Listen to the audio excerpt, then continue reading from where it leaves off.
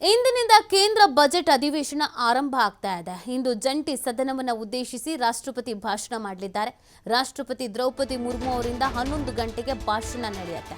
ಈ ಭಾಷಣದಲ್ಲಿ ಸರ್ಕಾರದ ಸಾಧನೆ, ಹಾದಿಯ ಬಗ್ಗೆ ಪ್ರಸ್ತಾಪಿಸಲಾಗುತ್ತೆ. ಸರ್ಕಾರವನ್ನ ಕಿವಿ ಹಿಂಡೋಕೆ ತಯಾರಿಯನ್ನ ನಡೆಸಿಕೊಂಡಿದ್ದು ವಿಪಕ್ಷಗಳು. ಕುಂಭಮೇಳದ ದುರಂತದ ಬಗ್ಗೆ ಚರ್ಚೆಗೆ ಅವಕಾಶವನ್ನ ಪ್ರತಿಪಕ್ಷಗಳು ಕೇಳಿದೆ. ನಿನ್ನೆ ಸರ್ವ ಪಕ್ಷಗಳ ನಾಯಕರ ಸಭೆಯಲ್ಲಿ ಹಲವು ವಿಷಯಗಳ ಬಗ್ಗೆ ಚರ್ಚೆ ಆಗಿದೆ. ಸಂಸತ್ನಲ್ಲಿ ಪ್ರಸ್ತಾಪಿಸಬೇಕಿರುವ ವಿಷಯಗಳ ಚರ್ಚೆಯನ್ನ ಮಾಡಲಾಗಿದೆ. ಕುಂಭಮೇಳದ ದುರಂತದಲ್ಲಿ ಸರ್ಕಾರ ಇಕ್ಕಟ್ಟಿಗೆ ಸಿಲುಕಿಸೋಕೆ ಪ್ರಯತ್ನವನ್ನ ಕೂಡ ಮಾಡಲಾಗ್ತಾ ಇದೆ. ಸೊ ಇಂದಿನಿಂದ ಬಜೆಟ್ ಅಧಿವೇಶನ ಆಗಿರುವಂತಹ ಹಿನ್ನೆಲೆಯಲ್ಲಿ ಒಂದಷ್ಟು ಸರ್ಕಾರವನ್ನು ಇಕ್ಕಟ್ಟಿಗೆ ಸಿಲುಕಿಸುವಂಥ ನಿಟ್ಟಿನಲ್ಲೂ ಕೂಡ ಪ್ರತಿಪಕ್ಷಗಳು ಪ್ಲಾನ್ ಅನ್ನು ಮಾಡಿಕೊಂಡಿದೆ. ಪ್ರಮುಖವಾಗಿ 3 ಹೊಸ ಕಾನೂನು: ವಕ್ಫ್ ತಿದ್ದುಪಡಿ ಮಸೂದೆ, ವಿಮಾನ ವಸ್ತುಗಳ ಮೇಲಿನ ಹಿತಾಸಕ್ತಿಗಳ ರಕ್ಷಣಾ ಮಸೂದೆ, ತ್ರಿಭುವನ್ ಸಹಕಾರಿ ವಿಶ್ವವಿದ್ಯಾಲಯ ಮಸೂದೆ, ವಲಸೆ ಮತ್ತು ವಿದೇಶಿ ಮಸೂದೆ. ಇದರ ಜೊತೆಗೆ ಹಿಂದಿನ ಅಧಿವೇಶನದಲ್ಲಿ ಬಾಕಿ ಉಳಿದಿದ್ದ 10 ವಿವಿಧ ಮಸೂದೆಗಳನ್ನು ಅಂಗೀಕರಿಸುವ ಉದ್ದೇಶ ಸರ್ಕಾರಕ್ಕೇನೋ ಇದೆ. ಆದರೆ ವಿಪಕ್ಷಗಳ ಕೈಯಲ್ಲಿ ಸಾಕಷ್ಟು ಅಸ್ತ್ರಗಳು ಇದೆ. ಈ ಸರ್ಕಾರವನ್ನು ಇಕ್ಕಟ್ಟಿಗೆ ಸಿಲುಕಿಸಬೇಕು ಅಂತ ಅಸ್ತ್ರಗಳನ್ನು ಪ್ರಯೋಗ ಮಾಡಬೇಕು ಅಂತ ಕೂಡ ಪ್ಲಾನ್ ಮಾಡ್ಕೊಂಡಿದೆ. ಪ್ರಮುಖವಾಗಿ ಕುಂಭಮೇಳದ ಕಾಲ್ತುಳಿತ. ಸೊ ಕುಂಭಮೇಳದ ಕಾಲ್ತುಳಿತ ಪ್ರಕರಣದಲ್ಲಿ ಸರ್ಕಾರವನ್ನು ಸಂಕಷ್ಟಕ್ಕೆ ಸಿಲುಕಿಸಬೇಕು ಅನ್ನುವಂಥ ನಿಟ್ಟಿನಲ್ಲೂ ಕೂಡ ತಯಾರಿಯಾಗಿದೆ. ಮತ್ತು ಹೆಚ್ಚುತ್ತಿರುವ ನಿರುದ್ಯೋಗ, ಅದ್ರ ಬಗ್ಗೆ ಪ್ರಶ್ನೆ ಮಾಡಬೇಕು ಅಂತ ಪ್ಲಾನ್ ಮಾಡ್ಕೊಂಡಿದ್ದಾರೆ. ನೆಲದ ರೈತರ ಸಮಸ್ಯೆಗಳು, ಅದರ ಪ್ರಸ್ತಾಪಕ್ಕೂ ಕೂಡ ಪ್ಲಾನ್ ಮಾಡಲಾಗಿದೆ. ಒಂದು ದೇಶ ಒಂದು ಎಲೆಕ್ಷನ್, ಈ ವಿಚಾರದ ಬಗ್ಗೆಯೂ ಕೂಡ ವಕ್ಫ್ ತಿದ್ದುಪಡಿ ಕಾಯ್ದೆಯ ವಿವಾದ, ಎಲ್ಲವನ್ನು ಕೂಡ ಅಸ್ತ್ರವಾಗಿ ಬಳಕೆ ಮಾಡಿಕೊಳ್ಳೋದಕ್ಕೆ ವಿಪಕ್ಷಗಳು ಸಜ್ಜಾಗಿ ನಿಂತಿದೆ. ಒಂದು ಕಡೆಯಲ್ಲಿ ಇವತ್ತು ರಾಷ್ಟ್ರಪತಿ ದ್ರೌಪದಿ ಮುರ್ಮು ಅವರು ಮೊದಲಿಗೆ ಭಾಷಣ ಪ್ರಾರಂಭಿಸಲಿದ್ದಾರೆ.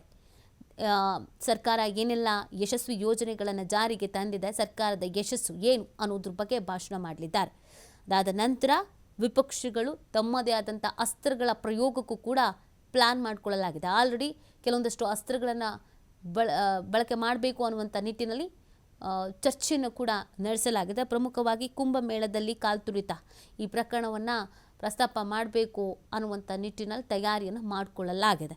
ಅದರ ಜೊತೆಗೆ ನಿರುದ್ಯೋಗ ಹೆಚ್ಚಾಗ್ತಾ ಇದೆ, ಉದ್ಯೋಗದ ಸಮಸ್ಯೆ ಉಂಟಾಗಿದೆ, ರೈತರ ಸಮಸ್ಯೆಗಳು ಹೆಚ್ಚಾಗಿದೆ, ಒಂದು ದೇಶ ಒಂದು ಎಲೆಕ್ಷನ್ ಬಗ್ಗೆ ಸಾಕಷ್ಟು ಚರ್ಚೆಗಳಾಗಿದೆ, ವಕ್ಫ್ ತಿದ್ದುಪಡಿ ಕಾಯ್ದೆ ಒಂದು ವಿವಾದ ಆಗಿದೆ. ಇದೆಲ್ಲದರ ಬಗ್ಗೆಯೂ ಕೂಡ ಚರ್ಚೆ ಮಾಡಿ ಈ ಸರ್ಕಾರವನ್ನು ಸಂಕಷ್ಟಕ್ಕೆ ಸಿಲುಕಿಸಬೇಕು ಅನ್ನುವಂಥ ನಿಟ್ಟಿನಲ್ಲಿ ತಯಾರಿಯನ್ನು ಮಾಡಿಕೊಳ್ಳಲಾಗಿದೆ. ನೋಡಿ, ಇಂದಿನಿಂದ ಕೇಂದ್ರ ಬಜೆಟ್ ಅಧಿವೇಶನ ಆರಂಭವಾಗ್ತಾ ಇರೋದು. ಮೋದಿ 3.0 ಸರ್ಕಾರ 2ನೇ ಪೂರ್ಣಾವಧಿಯ ಬಜೆಟ್ ಅಧಿವೇಶನ ಇದಾಗ್ತಾ ಇದೆ. ಬೆಳಗ್ಗೆ 11 ಗಂಟೆಗೆ ರಾಷ್ಟ್ರಪತಿ ದ್ರೌಪದಿ ಮುರ್ಮು ಅವರು ಜಂಟಿ ಸದನವನ್ನು ಉದ್ದೇಶಿಸಿ ಮಾತನಾಡ್ತಾರೆ. ಈ ಸಂದರ್ಭದಲ್ಲಿ ಸರ್ಕಾರದ ಸಾಧನೆಗಳನ್ನು ಹೇಳಿದ್ದಾರೆ. ಅದಾದಮೇಲೆ ನಾಳೆ ಹಣಕಾಸು ಸಚಿವೆ ನಿರ್ಮಲಾ ಸೀತಾರಾಮನ್ ಅವರು ಕೇಂದ್ರ ಬಜೆಟ್ ಮಂಡನೆ ಮಾಡಲಿದ್ದಾರೆ. ರಾಷ್ಟ್ರಪತಿ ಭಾಷಣದ ಬಳಿಕ ಸದನದಲ್ಲಿ ಆರ್ಥಿಕ ಸಮೀಕ್ಷಾ ವರದಿ ಮಂಡನೆ ಆಗತ್ತೆ. ಇಂದಿನಿಂದ ಏಪ್ರಿಲ್ 4ರವರೆಗೆ 2 ಹಂತದಲ್ಲಿ ಬಜೆಟ್ ಅಧಿವೇಶನ ನಡೆಯುತ್ತೆ. ಮೊದಲ ಹಂತದ ಅಧಿವೇಶನ ಇಂದಿನಿಂದ ಫೆಬ್ರವರಿ 13ರವರೆಗೆ ಹಾಗೂ 2ನೇ ಹಂತದ ಅಧಿವೇಶನವು ಮಾರ್ಚ್ 10ರಿಂದ ಏಪ್ರಿಲ್ 4ರವರೆಗೆ ನಡೆಯಲಿದೆ. ಇದೆಲ್ಲದರ ಬೆನ್ನಲ್ಲೇ 3 ಹೊಸ ಕಾನೂನುಗಳನ್ನು ಜಾರಿಗೆ ತರಬೇಕು ಅನ್ನುವಂಥ ನಿಟ್ಟಿನಲ್ಲೂ ಕೂಡ ಸರ್ಕಾರ ಚಿಂತನೆ. ಒಂದು ವಕ್ಫ್ ತಿದ್ದುಪಡಿ ಮಸೂದೆ, ವಿಮಾನ ವಸ್ತುಗಳ ಮೇಲಿನ ಹಿತಾಸಕ್ತಿಗಳ ರಕ್ಷಣಾ ಮಸೂದೆ, ತ್ರಿಭುವನ್ ಸಹಕಾರಿ ವಿಶ್ವವಿದ್ಯಾಲಯ ಮಸೂದೆ, ವಲಸೆ ಮತ್ತು ವಿದೇಶಿ ಮಸೂದೆ. ಇದರ ಜೊತೆಗೆ ಹಿಂದಿನ ಅಧಿವೇಶನದಲ್ಲಿ ಬಾಕಿ ಉಳ್ಕೊಂಡಿದ್ದಂಥ 10 ವಿವಿಧ ಮಸೂದೆಗಳನ್ನು ಅಂಗೀಕರಿಸುವಂಥ ಉದ್ದೇಶ ಸರ್ಕಾರಕ್ಕೆ ಇದೆ. ಆದರೆ ವಿಪಕ್ಷಗಳು ತಮ್ಮದೇ ರೀತಿಯಾದಂಥ ಅಸ್ತ್ರಗಳನ್ನು ಪ್ರಯೋಗಿಸಿ ಈ ಸರ್ಕಾರವನ್ನು ಪ್ರಶ್ನೆ ಮಾಡೋದಕ್ಕೆ ಮತ್ತು ಸಂಕಷ್ಟಕ್ಕೆ ಸಿಲುಕಿಸುವುದಕ್ಕೆ ಅಂತ ತಯಾರಿಯನ್ನು ಮಾಡಿಕೊಳ್ಳಲಾಗಿದೆ. ಅದರಲ್ಲಿ ಪ್ರಮುಖವಾಗಿ ಈಗ ಕುಂಭಮೇಳದಲ್ಲಿ ಸಂಭವಿಸಿದಂಥ ಕಾಲ್ತುಳಿತ.